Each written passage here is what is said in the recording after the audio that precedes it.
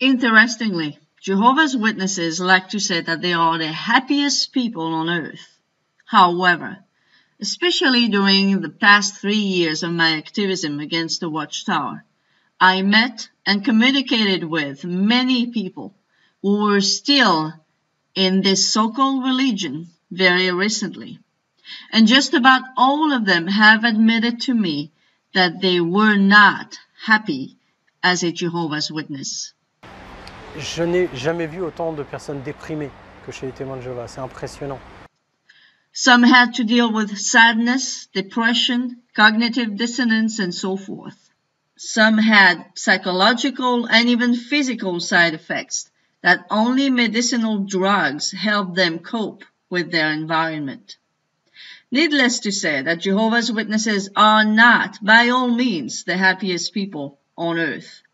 In this video, I'm going to show you 10 reasons why Jehovah's Witnesses are so unhappy and even depressed. Number 1, denial of oneself. One thing you learn early on when you are born from Jehovah's Witnesses' parents or when you join this religion as an adult is that the self does not exist. You have to deny yourself as a Jehovah's Witness. There is a very big difference between being arrogant or narcissistic and denying yourself completely.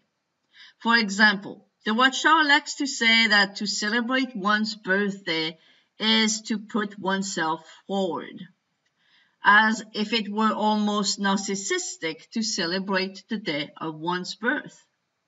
The Jehovah's Witness culture goes on so far as to teach that celebrating Mother's Day, for example, is to put your mother on some type of pedestal, while the only one that needs to be put forward is Jehovah. In fact, subtly or not so subtly, self-denial is constantly hammered into the Jehovah's Witness head. Psychologically, self-denial is not good for mental health. A person who has a strong denial of self will have a hard time accomplishing anything in life. In the end, because self-denial is unnatural, the person who is taught to deny themselves will feel diminished and they will feel non-existent and depressed. Self-denial is one of the reasons why Jehovah's Witnesses are so unhappy and sometimes all the way down to depressed.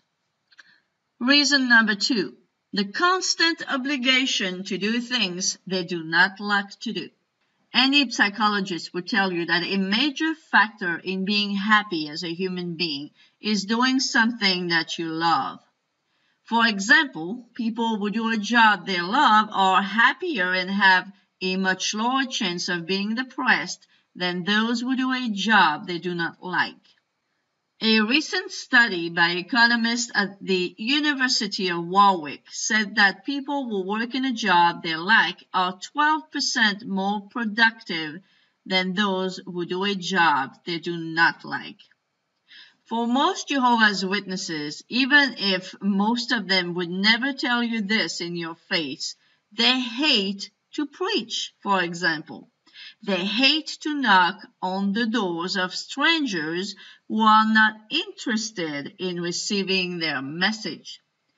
Preaching affects some Jehovah's Witnesses psychologically and even physiologically. If you add to this other things they do on a regular basis, such as going to the meetings every week, studying the Watchtower publications every week, doing talks at the Kingdom Hall on a regular basis, commenting at each meeting, etc. It's a lot of things that the average Jehovah's Witness does not like to do, but has to do regularly. All of this can generate a constant unhappy feeling, some kind of a chronic depression. Reason number 3, everything is forbidden. In fact, yes, it would be easier to list the things that are allowed than the things that are not allowed in Jehovah's Witnesses' world. Virtually all that is trivial for people in general is forbidden to a Jehovah's Witness. For example, they are not allowed to celebrate any holiday. They are not allowed to date without the intention to marry. Men are not allowed to wear a beard if they want to have any kind of position in the religion. Women are not allowed to wear dresses or skirts above the knee. It is strongly frowned upon to work towards a career or indulge in a hobby. They are not allowed to attend religious events other than their own. They can be friends with people who are not Jehovah's Witnesses. They cannot marry someone who is not a Jehovah's Witness. They can't celebrate birthdays. They can't have a blood transfusion. They are not allowed to have sex unless they are married. They can't do everything they want sexually even with their spouse. They can't masturbate. They are not supposed to watch movies that are rated R. Those are just few of the things that Jehovah's Witnesses cannot do. But about movies that are rated R that Jehovah's Witnesses are not supposed to watch, there is something interesting to notice. For example, the Watchtower of July 15, 1997, page 16, paragraph 11 says, "Many television programs, videos, and movies promote vice. According to one prominent mental health expert, hedonism, sexual violence, greed, and selfishness predominate in most of the movies being produced today. Therefore, keeping on guard includes being selective about what we choose to watch. As a result, the choice of movies that the Jehovah's Witness has the right to watch is very limited. But let's imagine something. As you know, the Watchtower produces movies telling episodes of the Bible. Imagine that the Watchtower staged the story number 90, Jesus Dies in Golgotha, in their latest book for children, Lessons You Can Learn from the Bible. Children are told how Jesus is interrogated by Pilate the moment he is nailed to the pole and when he dies.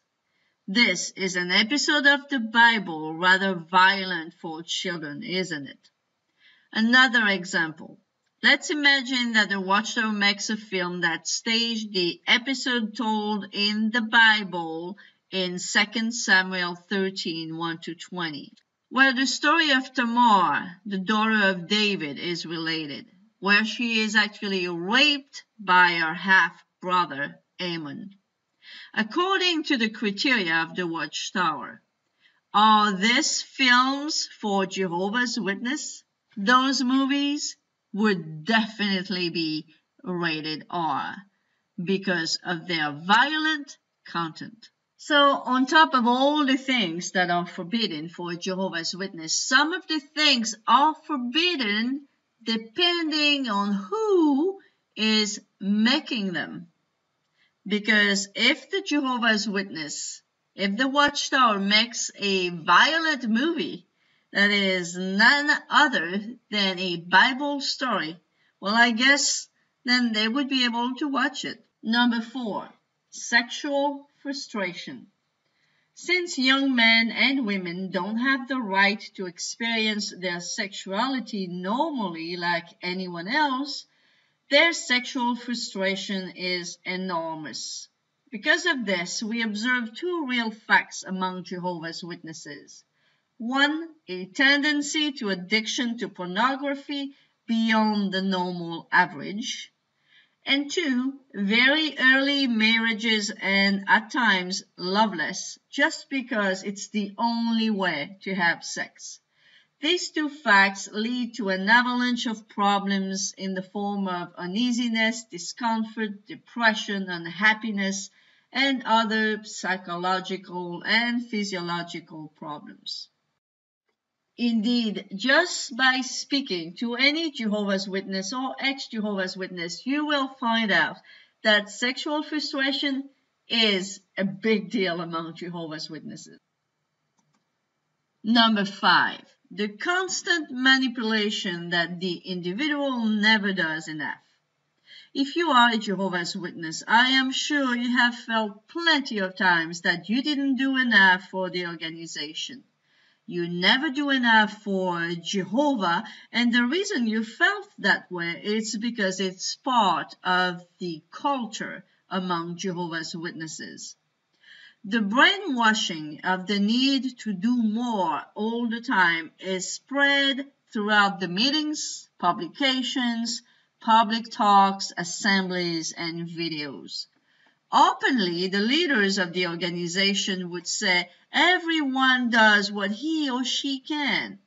But in truth, the same organization constantly influences people to do more and to give more of themselves.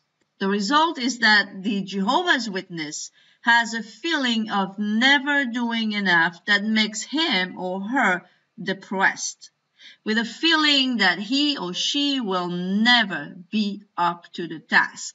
He or she can never please Jehovah enough. Number 6, having to stay away from the rest of the world. Whether you are an adult at work or a child in school, it's impossible for a Jehovah's Witness to be fully part of the society they live in. They can't participate in celebrations, whether it's a simple birthday or a holiday, and it is not advisable to become friend with a schoolmate or a work colleague. In the case of a child in school, this is even more difficult than it is for an adult. Being no part of the world, as Jehovah's Witnesses like to say, can be very heavy on both adults and children. This said, interestingly, most Jehovah's Witnesses don't know that, but the organization, their very organization, is very much part of this world.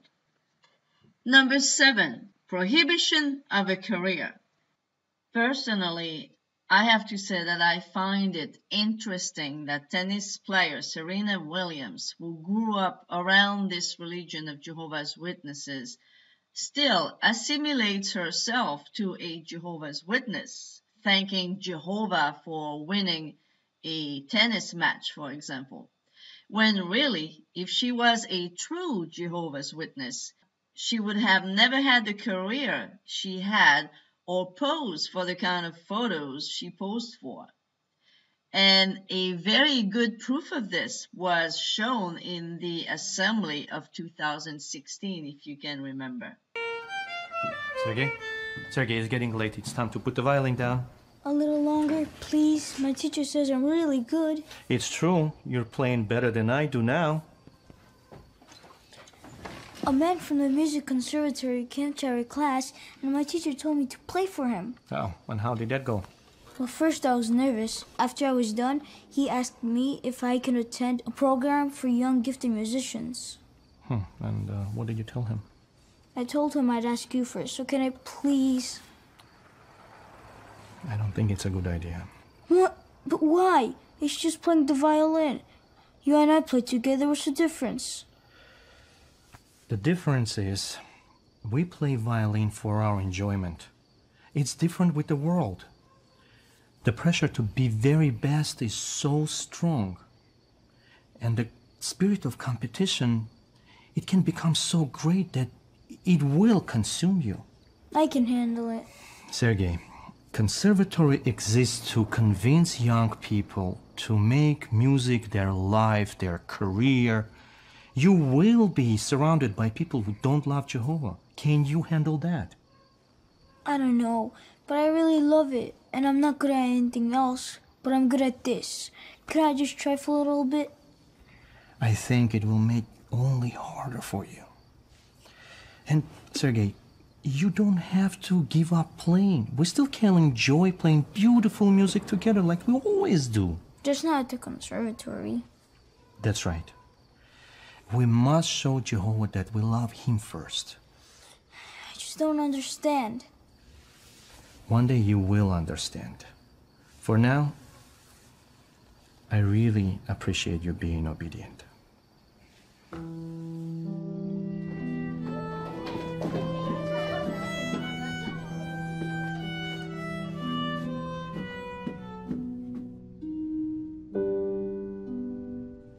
I really appreciate you being obedient.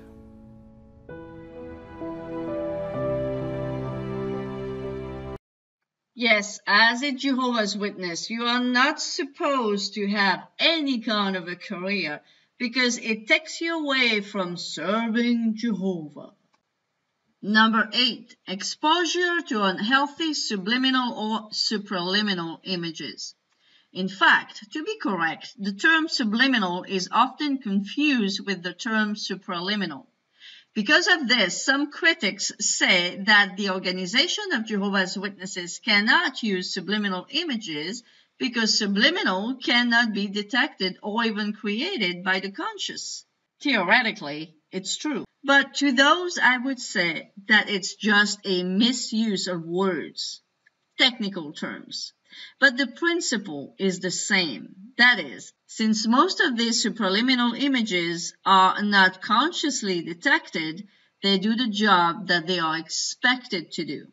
The correct term for the images that the Watchtower uses are supraliminal images. That is, images that, although possibly detectable by the conscious, are most often completely undetected. Experiments on subliminal or supraliminal messages have been made since the 1950s, and the results of these experiments are clear. Subliminal messages or supraliminal messages are not magical, but they can definitely influence the person who is exposed to them long term. Now, knowing that the Watchtower uses demonic and pornographic supraliminal images, it is not surprising that many Jehovah's Witnesses have problems with depression, pornography, demon phobia, and even pedophilia. 9. The obligation to stay in a bad marriage. Because many Jehovah's Witnesses are getting married at a very young age and a little on the slide for the main purpose of having sex, many of these marriages become bad marriages. Unfortunately, when the Jehovah's Witness realizes that he or she is in such a marriage, they know they cannot divorce. Even in the case of spousal abuse, a Jehovah's Witness cannot divorce. The only valid reason for a Jehovah's Witness to divorce is adultery. Unless one of the spouses commits adultery, they are condemned to remain married no matter what. As for whoever commits such adultery, he will be disfellowshipped or excommunicated and will lose contact with any family member or friend that remains in the religion. This is a huge reason that contributes to the unhappiness of many of Jehovah's Witnesses. Number 10, cognitive dissonance. Whether they are aware of it or not, Jehovah's Witnesses suffer from cognitive dissonance because their religion is full of contradictions and other hypocrisy. For example, my big cognitive dissonance as a Jehovah's Witness was on blood transfusion. On the one hand, you were told that Jehovah, God, forbade blood transfusion, and on the other, from the year 2000, the leaders of the Watchtower decided to print in their magazines that certain fractions of blood were allowed. This created a cognitive dissonance because for me, or Jehovah was saying no to blood or yes to blood. But it made no sense to me that he would say yes and no at the same time. You cannot have every part of the blood, but a fraction of it is okay if your conscience allows it. This made absolutely no sense at all to me, and it created a huge cognitive dissonance in my head. Subjects of cognitive dissonance such as this one are many among Jehovah's Witnesses. Every Jehovah's Witness suffers from some kind of cognitive dissonance because of at least one distorted or biased teaching of this so-called religion. Why is cognitive dissonance unhealthy? This is what an article in Psychology and Neuroscience says. It seems that prolonged exposure to cognitive dissonance triggers an initial emotional reaction that is then transmitted through the process of rationalization.